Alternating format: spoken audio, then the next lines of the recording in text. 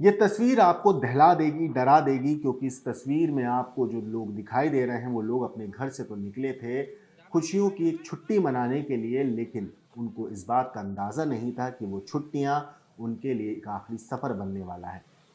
लोग अपने परिवार के साथ गए थे वियतनाम ताकि सुकून के 2 पल बिता सकें, लेकिन उनको इस बात का अंदाज़ा नहीं था कि उनके साथ एक अनहोनी घटने वाली है।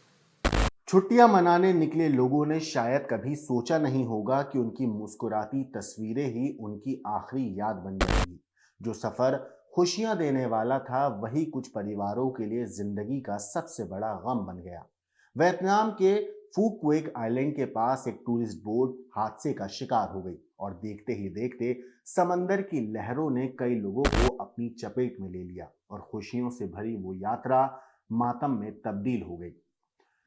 दरअसल वियतनाम से सामने आई तस्वीरें बेहद दर्दनाक हैं।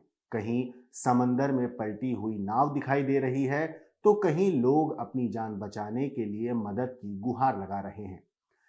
इस नाव में भारत से घूमने गए 32 पर्यटक और 4 क्रू मेंबर सवार थे जब ये बोट हादसे का शिकार हुई। मीडिया रिपोर्ट्स के मुताबिक नाव होन में रूट से ऑन थाई पोर्ट की तरफ जा रही थी, लेकिन फूक्वेक आइलैंड से करीब 400 मीटर पहले अचानक हादसा हो गया। कुछ ही पलों में पूरी नाव पलट गई और इस हादसे में 15 लोगों की जान चली गई।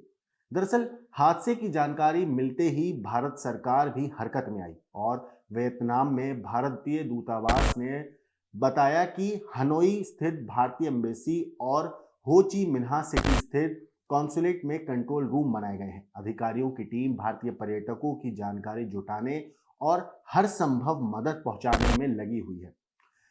इस पूरे मामले पे विदेश मंत्री एस जयशंकर ने भी हादसे पर गहरा दुख जताते हुए कहा है कि फूक्वेक के पास भारतीय नागरिकों से जुड़ी इस दर्दनाक घटना से वो बेहद दुखी हैं। उन्होंने पीड़ित परिवारों के प्रति संवेदना व्यक्त की है और घायलों के जल्द ठीक होने की भी कामना की है।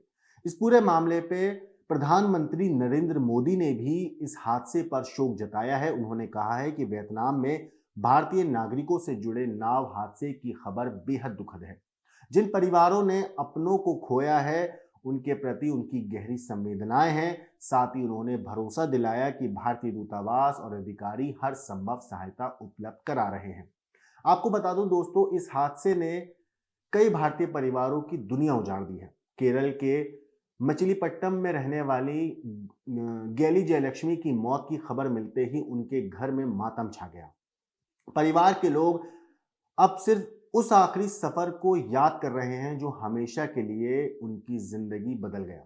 इतना ही नहीं, इसी तरह इस पूरे हादसे में केरल के रहने वाले एसी थॉमस और लोवेनी थॉमस की मौत की भी पुष्टि हो चुकी है। केरल सरकार विदेश मंत्रालय के संपर्क में है ताकि जो मृतक हैं उनके पार्थिव शरीर को जल्द से जल्द भारत लाया जा सके। एक टूरिस्ट ट्रिप जो जिंदगी भर की यादें बनाने के लिए निकले थे लोग, इस टूरिस्ट ट्रिप पे कुछ ही मिनटों में दर्दनाक हादसे में बदल गई। समंदर की एक लहर में कई परिवारों से उनके अपने छीन लिए। अब सवाल सिर्फ इस हादसे का नहीं है, बल्कि ये भी है कि आखिर जो टूरिस्ट की जो नाव होती हैं, उनकी सुरक्षा व्यवस्था कितनी मजबूत है। वियतनाम की इस त्रासदी ने एक बार फिर समुद्री पर्यटन और सुरक्षा इंतजामों पर गंभीर सवाल खड़े कर दिए हैं।